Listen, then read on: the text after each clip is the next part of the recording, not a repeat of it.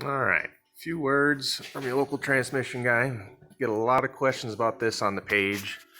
90% of what you guys post symptoms of are a problem with the governor pressure solenoid or the sensor.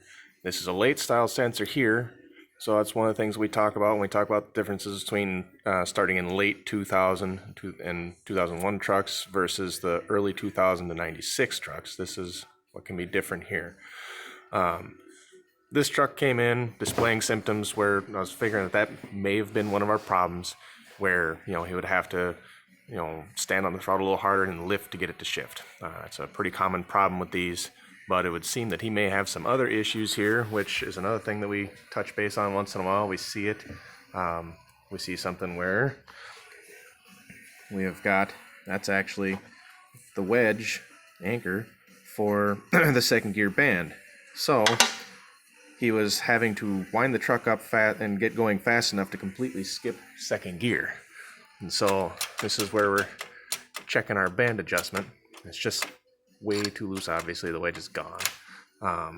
Rear band is really loose. He's also got a complaint of no reverse. It's very weak reverse, actually. As long as you don't rev it up, it'll back up. So if you've got a symptom where the truck will back up, as long as you don't touch the throttle, it very well could be an adjustment in the rear band here. Kind of hoping the drum's not tore up on this one. Your travel should end up being actually more like that, about 3/8 of an inch. We do have a fair bit of threads left on this one, so we might be able to save it.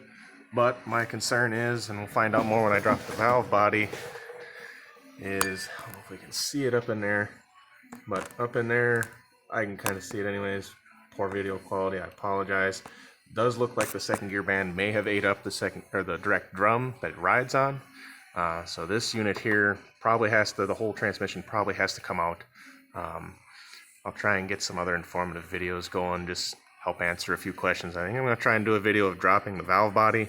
I do have to do that to verify what's going on with the drum here, to make sure that I don't need to quote a full rebuild for this guy.